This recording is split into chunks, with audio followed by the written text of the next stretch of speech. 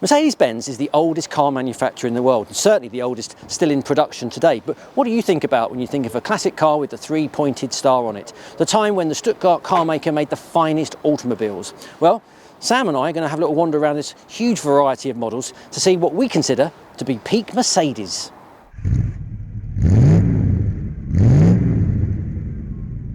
Okay, Sam, I wanted to start with this, the R230 SL. I just think this is a technological tour de force for Mercedes. This is sort of them raising their game with lots of competition around them. V6 and V8 engines. I love the styling of it, but arguably is this where Mercedes quality started to deteriorate maybe compared to previous SLs? I'd say it's just after where quality started to deteriorate, because I think the late 90s were when it started to go wrong for Mercedes. You say you like the styling, I'm not sure. I think this is when Mercedes was starting to try too hard to look like other people, almost. I don't like the folding roofs. I think it's extra complication that you don't need. And to me, a Mercedes is about quality, and Mercedes is about it having, effectively, bomb-proofness. And the more you introduce in terms of complexity, the less you get that. To me, it's not quite as far away from peak Mercedes as it gets, but it's certainly nearer to there than the top. Okay, not for you, probably not for me either. There are other examples, let's go. Okay, Sam, much maligned these, W210 E-Class. These were the ones that supposedly rotted like they were gone out of fashion. Oh, they did. They absolutely did. Places you need to look on them, if you're looking at buying one, you need to look here, because they all rot here, and they all rot down the sills. This one, though, is astoundingly nice. And while people wouldn't say this was necessarily peak Mercedes, it's certainly getting there. It's much more so than anything we've seen so far, because these still have nicely sprung Mercedes seats in them. That's a measure of good Mercedes, is it? Oh, absolutely. Right. They still steer like Mercedes. They still feel like Mercedes when you're in them, and it still looks like a sensible, sober saloon car. These ride like Mercedes. Yeah, I think the proportions are a bit ungainly. I have to say, I had an E430 Estate many moons ago. And I would still have mine if it was an Estate. And it was absolutely brilliant.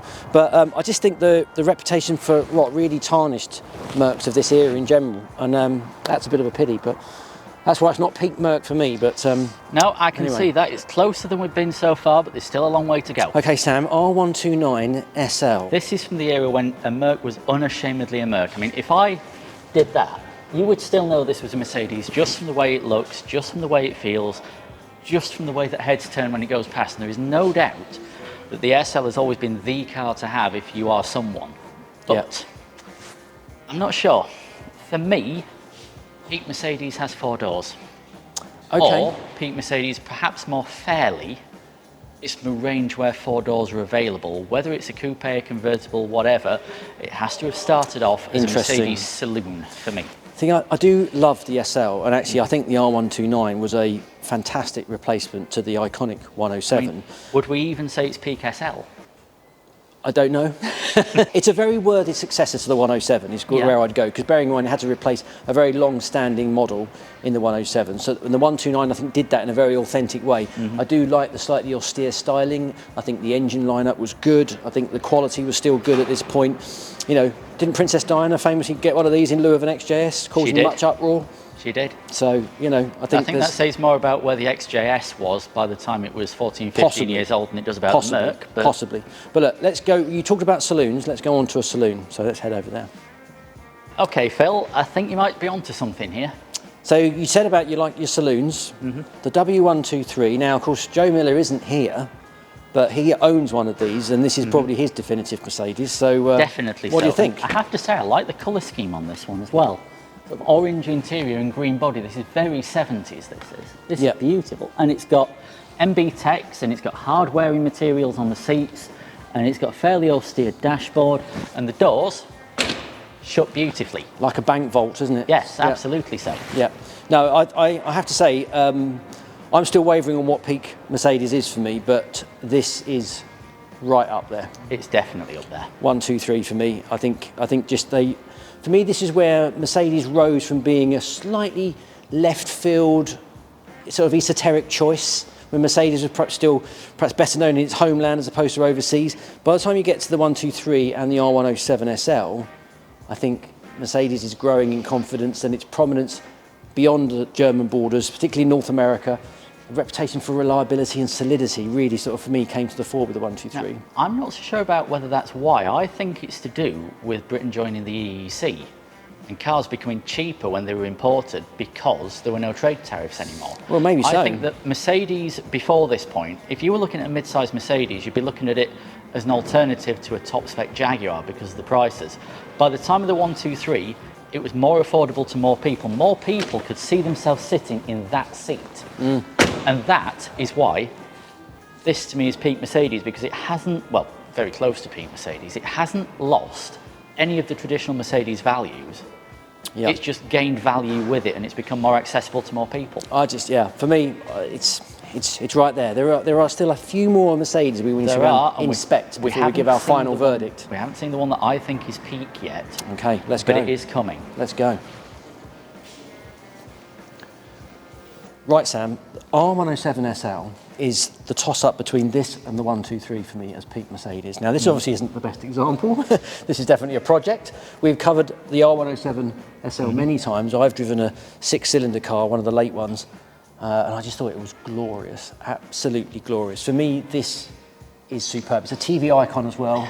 Devon Miles drove one in Knight Rider, Sam. Come on. I get it, but one reason really. Heart to heart. I don't really fit in them. James Dempsey drove one in Dempsey and Makepeace. The seat doesn't go back far enough. It can't be peak Mercedes for me if I can't drive it. Okay, all right. Well, you can probably have that, I suppose. But yeah, I really love these. I think these are properly solid cars, and I think their commercial success spoke for itself, and it had a very long shelf life as well. And not only that, but these are going up in value these days, quite frankly, as if the price card's attached to a helium balloon. Yeah. I remember when I bought my Triumph Stag 10 years ago, I could have had one of these for about £7,500. Yeah. That same car today, what, 40, 50? Yeah, probably, yeah. Meanwhile, the Stag's still worth about £7,500. Okay, so. listen, we're not quite done. There's still a couple more to cover, so let's go. Okay, Sam, W113. I think this is pure Hollywood. Pure Hollywood. What do you think? I'd go further than that. It's pure Monaco. Yes. These are absolutely fantastic things, lovely to drive. This one's a 280, it's the one that everyone wants. It's the biggest engine one before the R107 came out. Yes. They're known as the Pagoda because of the slight sort of dip in the roof, as if it's a Pagoda tent on the hardtop versions. They are beautiful. They also have a film history. One was the second car in the Long Good Friday, the red one. Yeah. They drive beautifully, and quite frankly, they're worth the same as the average house these days. Yes. It's peak Mercedes for so many people, but... Not for you. Well, again, there wasn't really a saloon version, was there? True. I'd go as far as to say this is peak SL. And for many people, that is definitely peak Mercedes. Okay. But I think we can do one better. Okay, well, let's go and have a look. So, Sam, a W124, or whatever the nomenclature is for a convertible one, this is an E220 Cabriolet. It absolutely is, and for me, this is peak Mercedes. The W124 series came as a coupe, a convertible, a saloon and an estate, so there's one for everybody. There's one if you want 7 seats, there's one if you want the wind in your hair. I've had 2 of these. I've had a 280T estate, pre-facelift, and I've had an E220 coupe facelift like this, but with a roof. And both of them, faultlessly reliable, sensible and sober to look at, comfortable, cheap, handled well, and very little brakes on them. To me, this car embodies absolutely all those reliability points in Mercedes' historic past. It's got sensible, sober, good taste, and they offer good value for money. You speak like a proper politician. You're very compelling, I have to say. We've got a 124 looming as a project car, an estate version, which readers of Classics World magazine will be able to see in the not too distant future for when this video goes out. But I really like 124s. I really agree with you. I think they kind of, as a culmination of everything that's great about Mercedes. I really like a coupe. I do really like the coupe ones. I miss my coupe. Yeah, I think they're great. And I'm also now torn as to what is peak Mercedes. You're going to go with this, are you? Yes, and of course these have one thing that the SL doesn't have. It might still be a convertible, but you've got space for your kids in the back. Yep. Okay, so I'm going to try and make my decision, and I think I'm going to go with the W123 as my peak Mercedes. For me, it's a real toss-up between the R107 SL and a W123 Saloon, but I'm going to go with the Saloon, I think. I sense that there'll be arguments in the comments about this, because what we've effectively come up with as peak Mercedes is W123 versus W124. Yeah. And most Mercedes enthusiasts will think that one or the other of those is the best Mercedes. So if you have an opinion, whether it's one of these or any other car we haven't mentioned, do please tell us in the comments. So another idea is, do you want us to do a comparison test between a 123 and a 124? I think that'd be quite a fierce competition, but yeah, I think it'd be brilliant. I think that would be one for Classics World YouTube, and if you need someone to argue the case for this, count me in. Yeah, there we go. So look, do put in the comments what car you prefer. Maybe we've missed out a Mercedes model that you like, but thanks for watching. Don't forget to like and subscribe. We'll see you again soon.